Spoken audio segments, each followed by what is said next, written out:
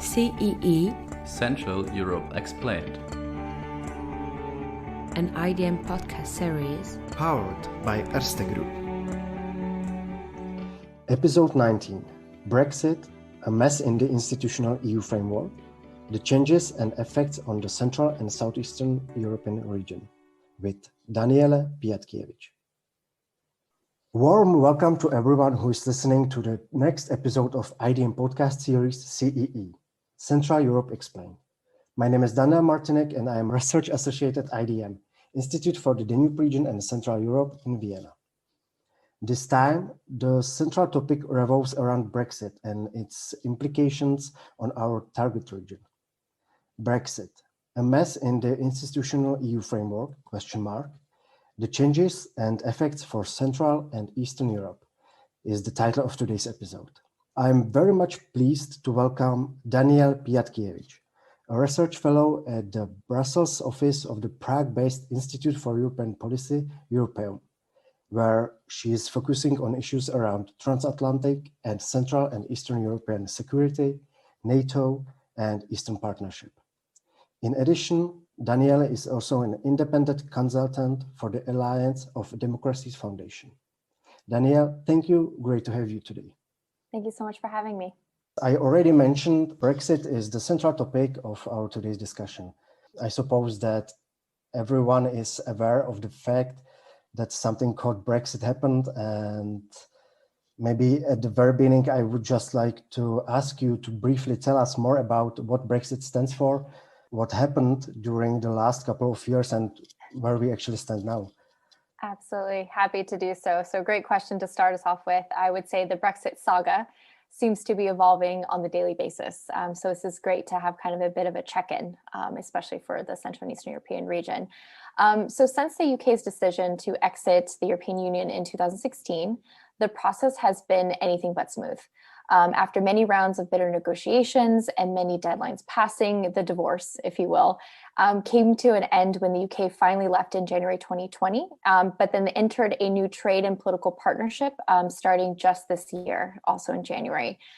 So even if the UK is officially out of the EU, the UK still has several more obstacles on the horizon, including outstanding issues around data sharing, financial services, travel, and even now the post-pandemic recovery. I would maybe go for the basic question in relation to our target region, IDM target region. How does Brexit affect the Central and Eastern European region? In what areas, you already mentioned some of them, in your opinion, will the withdrawal of the United Kingdom from the EU have its probably biggest impact? Absolutely. So great question.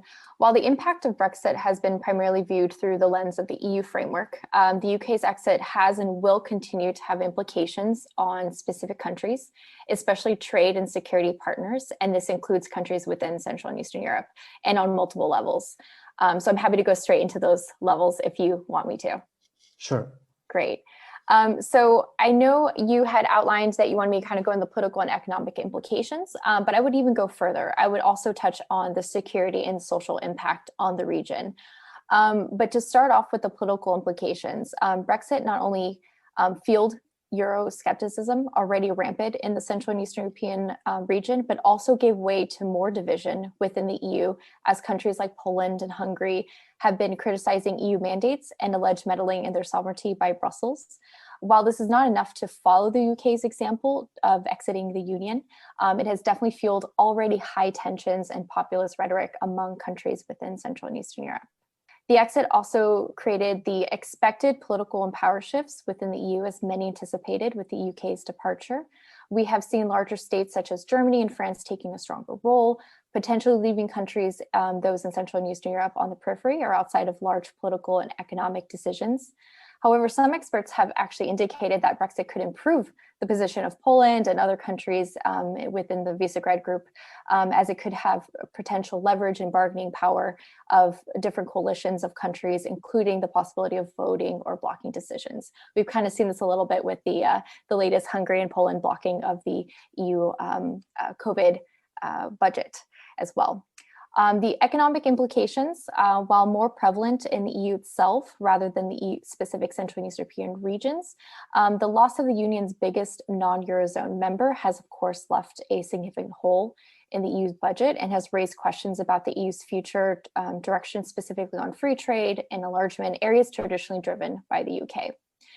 However, many countries' GDP within Central and Eastern Europe have actually relied on exports with the UK, and the long-term effects of the trade deals and tariffs could have a profound effect on investment in the region, specifically future investments. Some economists are actually hoping that this may positively influence the region's labor market and long-term economic growth, but at this time it would be difficult to gauge given the economic impact, of course, of the pandemic. Switching to the security front, Britain stood as one of the EU's top military and defense powers. The impact on the Central and Eastern region has been felt primarily in the security structure and, of course, of the loss of funding, infrastructure, and resources. As of 2019, the UK was one of the only 2 member states possessing full spectrum military capabilities and was one of only 6 member states meeting the NATO target spending of the 2% GDP on defense and had the largest military budget within the EU. Their departure from several membership, including Europol, CDSP, and European Defence Agency, has been felt within the EU. But one of the more apparent areas that the UK's continued presence is through NATO. And that is, of course, very important for Central and Eastern Europe as it's been its primarily security umbrella. There are still concerns that the new leadership within the White House, there may be a shift to stronger UK-US relationship, which for countries like Poland and other countries might in Central and Eastern Europe who have actively sought to create strong security bonds with the US through NATO may see these efforts as inadvertently undermining the US orientation with UK. And maybe this pivot towards a stronger UK-US approach may take away focus and security concerns facing Europe's eastern border, including the Ukrainian conflict and growing tensions with Russia. Lastly, on the social side, we're witnessing an interesting trend of reverse migration as those who sought work abroad return home, most notably those who immigrated to the UK back in the early 2000s are going back towards Baltics and Central and Eastern European region. The Economist had a very interesting piece on this earlier this year, but they noted that while data is still emerging, the reasons behind this kind of reverse migration is a mixture of the pandemic, but also correlates with the uncertainty of work status for Europeans. And also there have been higher reports of discrimination towards this population. And this has fueled further and more divisive nature of Brexit, and this could be contributing towards this.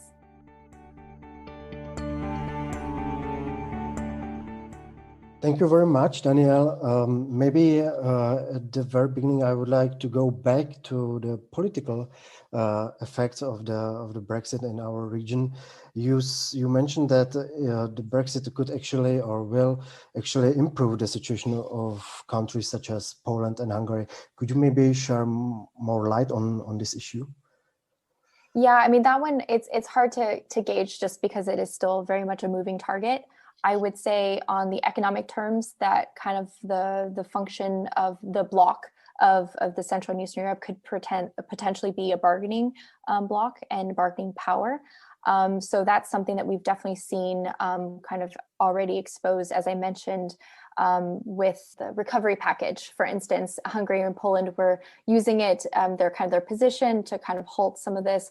Not saying that was necessarily a good use of this power, but it does kind of show that there could be some power shifts within Europe, especially with UK kind of being removed from that dynamic.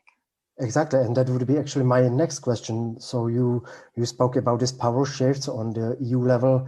What does the Brexit mean for the Visegrad Group, for example, when it comes to these power shifts? So is Germany and France going to gain more power within the decision making, or are these regional cooperation formats gain on power after the United Kingdom left the European Union? It's a great question.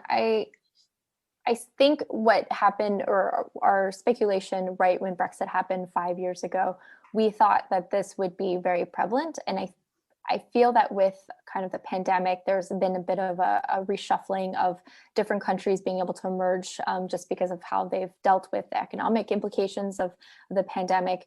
An interesting thing I'll maybe kind of quote right now is what we saw, that even with after Brexit was happening, you saw kind of a surge of the Central and Eastern European countries, not necessarily for Brexit itself, but that definitely were showing changes in their approach to bilateral and regional exchanges. And what I will quote is, according to a 2019 Visegrad Trends report, which surveyed V4 policy communities, they were asked how important the UK as a partner for their country.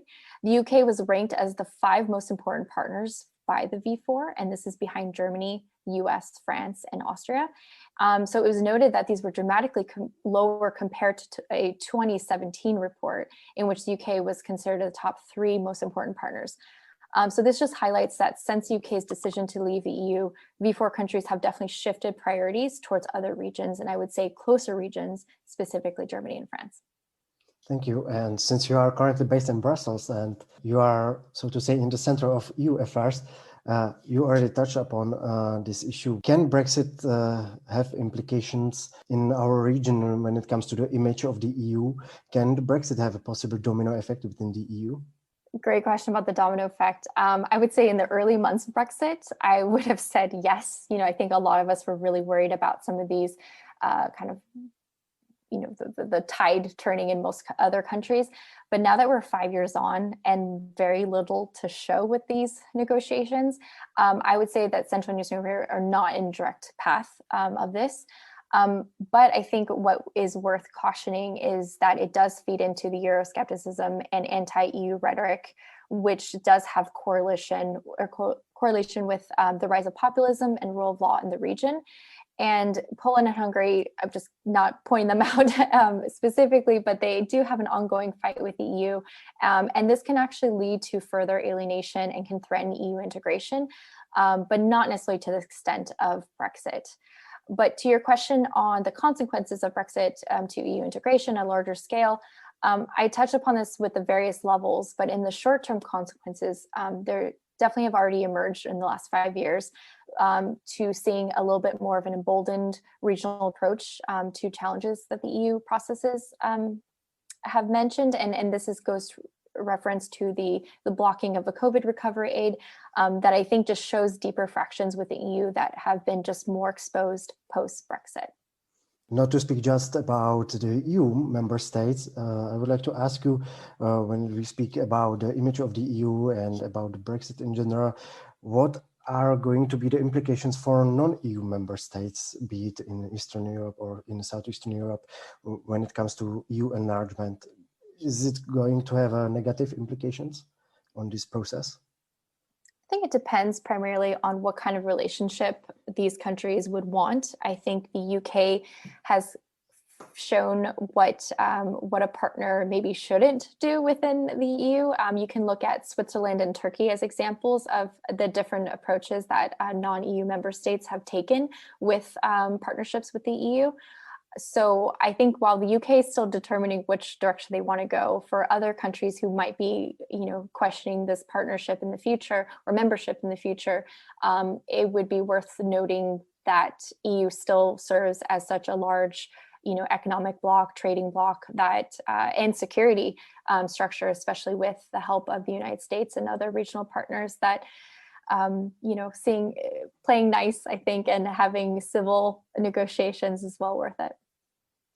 And I think your answer actually relates highly to my next question, which would be what future steps should, on the one hand, the European Union and its member states, but on the other hand, also the non-EU member states take as a response to Brexit? Mm-hmm. Yeah, so at the moment, and I would actually also look at it from the UK perspective, the UK seems to want a strong relationship with EU and member states, despite these bitter negotiations. But if the last 5 years is any indication on how these negotiations and partnerships will continue, I would say that the long-term effects of Brexit in Central and Eastern Europe are only still emerging and developing. And one thing to consider, as I mentioned, those trends that Central and Eastern Europe also, if if the UK doesn't seem to be an enticing partner for them, they will look elsewhere. So if the UK wants to establish stronger bilateral relations, some courting will need to be done both from the UK side, as Central European states actively invest in expanding their economic and security infrastructure. UK will need to ask themselves, what can they offer the region that, for instance, other EU member states or the US cannot, especially with the new US leadership. So definitely more united approach, more united front to the United Kingdom is definitely necessary. Yeah, especially on a regional perspective. I think this shared security concerns, political concerns, I think resonate between the different countries in Central and Eastern Europe and also beyond. So it would be well worth taking a united approach rather than bilateral.